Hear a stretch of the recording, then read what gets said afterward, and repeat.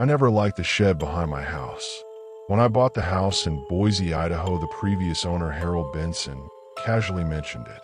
Just an old storage shed, he told me while handing over the keys. Hasn't been used in years. I believed him. For the first few months, I barely went near it. I kept my tools in the garage and the shed stayed locked.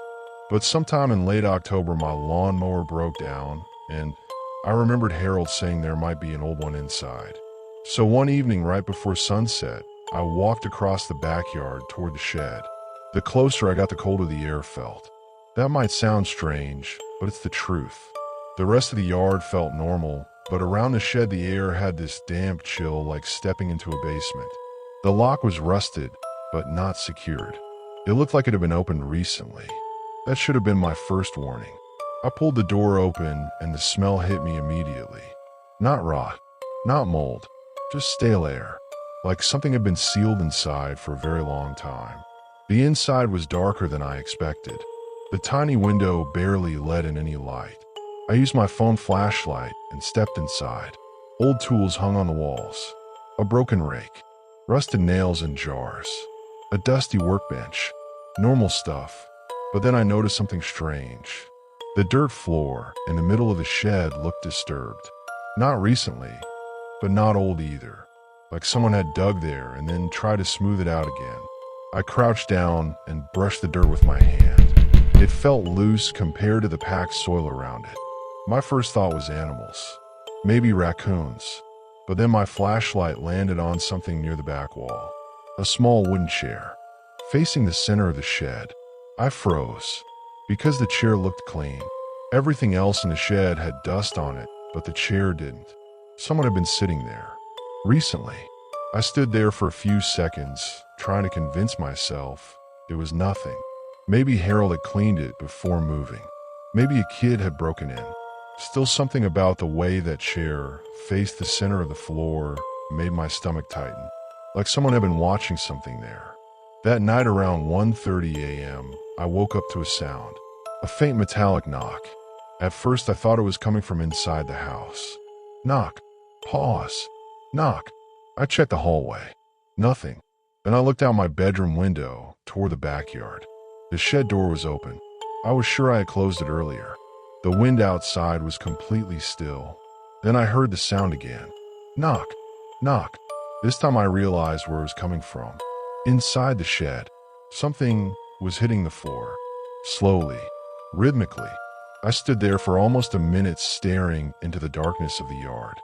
Finally, I grabbed a flashlight and stepped outside. Looking back, that was the worst decision I could have made. The grass felt wet under my feet as I walked toward the shed. The knocking stopped the moment I got close. The door was half open, gently swaying. I shined my flashlight inside. The chair had moved. It was no longer against the wall. It was sitting directly over the loose patch of dirt. And there was something on the seat. A shovel. Fresh dirt was stuck to the blade. That's when I heard breathing. Not outside. Inside the shed. Under the floor. At first I thought my mind was playing tricks on me. But the breathing was real. Slow. Heavy. Coming from directly beneath the dirt floor. I stepped back instinctively, my flashlight shaking in my hand. For a few seconds, everything went quiet again. Then the dirt moved. Just slightly. Like something underneath had shifted. My heart started pounding, so hard I could hear in my ears. I told myself there had to be an explanation. Maybe an animal had burrowed under the shed. A raccoon. A fox. But animals don't breathe like that. And animals don't use shovels. I backed away and returned to the house, locking the door behind me. I barely slept that night.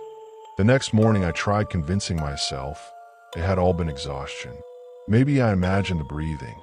Still, the image of that shovel sitting on the chair kept replaying in my mind. By noon, curiosity got the better of me. I walked back to the shed. The door was closed again. When I opened it, the chair was back against the wall like it had been the first time. But the dirt patch in the middle was different. The surface had collapsed slightly, like something underneath had moved upward. I didn't hesitate this time. I grabbed the shovel and started digging. The dirt was incredibly loose, like someone had dug there many times before. After about a foot, the shovel hit something solid. Wood. I cleared the dirt away and uncovered a rectangular wooden hatch built into the ground. A trapdoor. My hands were shaking as I pulled it open. Underneath was a narrow hole reinforced with old wooden boards, and a ladder, going down into complete darkness. The smell rising from the hole was awful. Damp earth mixed with something sour. I leaned over and shined my flashlight down. The beam revealed a small underground space, maybe 6 feet below the shed floor. There was a mattress, chains attached to the wall, and scratch marks covering the wooden boards. Then the flashlight landed on something that made my blood run cold.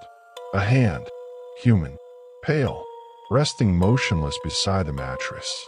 I slammed the hatch shut and called the police immediately. They arrived about 20 minutes later. 2 officers and a detective named Mark Ellison searched the shed. When they opened the hatch again, the underground space was empty. The mattress was still there.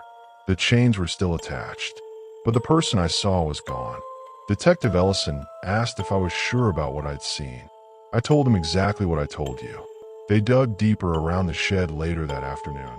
About 4 feet away from the trapdoor, they found something worse. Human bones. Several of them. Different sizes. Different ages. The police later tracked down the previous owner, Harold Benson. Turns out he'd been renting the house out for years before selling it. But here's the part that still keeps me awake. According to the detective, the underground room had signs of recent use. Fresh footprints, recently moved dirt, food wrappers. Someone had been living down there, and whoever it was gone before the police arrived. I moved out of that house 2 weeks later.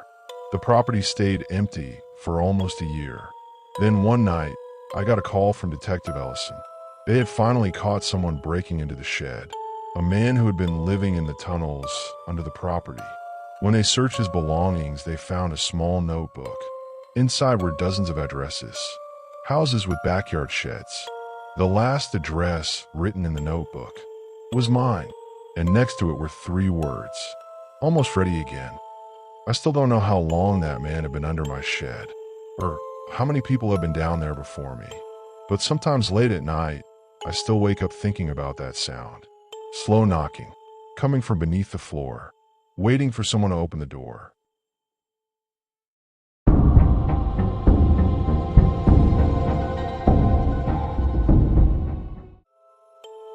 I was living in a quiet town outside of Eugene, Oregon.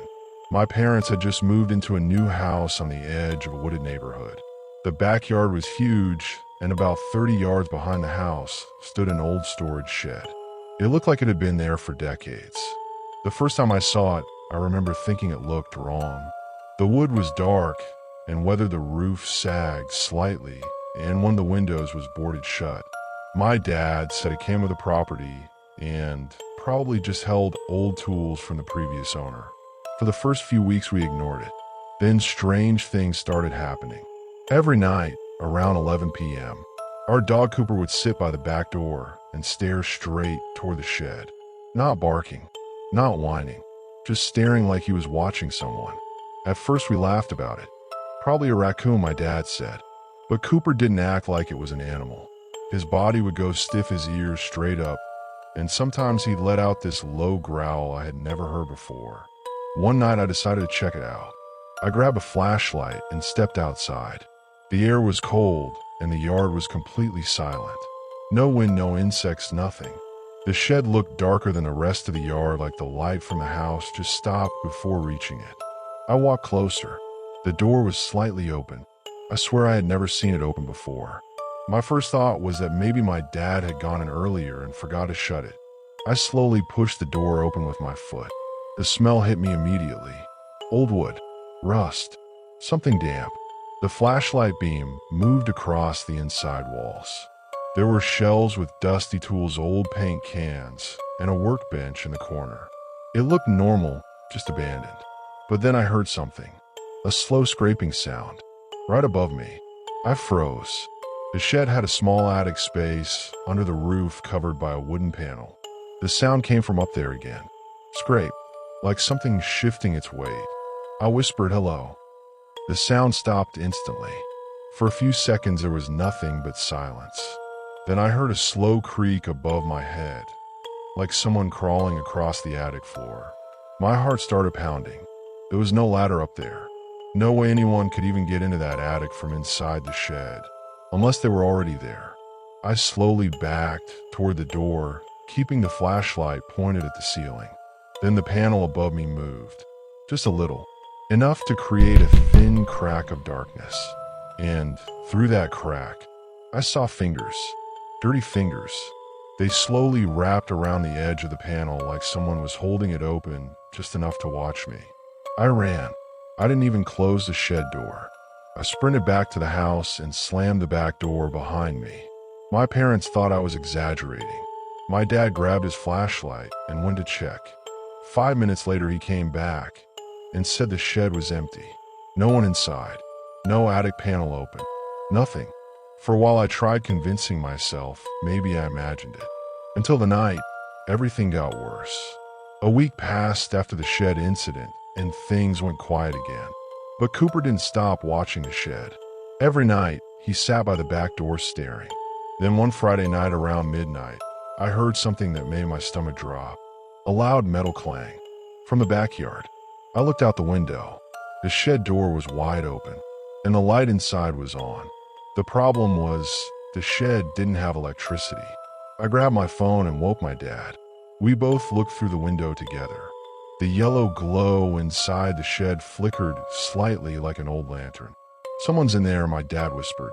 He grabbed a baseball bat and we stepped outside. Halfway across the yard, we heard movement inside the shed. Something heavy shifting. Then a voice. A quiet, mumbling voice. I couldn't make out the words, but it sounded like someone talking to themselves. We got closer. The door slowly creaked as the wind pushed it. The lantern light flickered across the floor. And then we saw him. A man sitting on a workbench. He was thin, filthy, with long, tangled hair and a beard that looked like it hadn't been cut in years. His clothes were layered and dirty, like someone who had been living outside for a long time.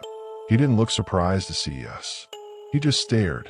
My dad yelled, "Who the hell are you?" The man smiled. Not a friendly smile. More like someone who had been caught, but didn't care. "I've been staying here," he said calmly. My dad stepped forward with the bat raised. "You need to leave. Right now." The man slowly stood up. That's when I noticed something that made my blood run cold. Behind him, against the back wall of the shed, was a pile of stuff. Blankets, food wrappers, empty water bottles, and photos. Dozens of printed photos. My dad saw them too. He stepped closer and grabbed one. It was a picture of our house, taken from the woods. Another one showed my mom gardening in the yard.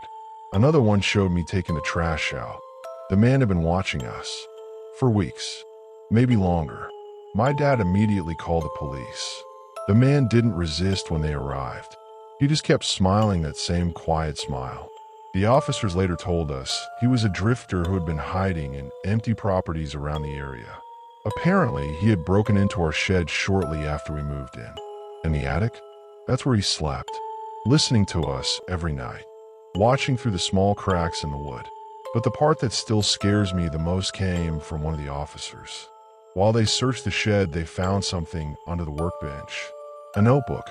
Inside were pages of writing, dates, observations, our daily routines, and one page that simply said, "Soon they'll stop noticing me."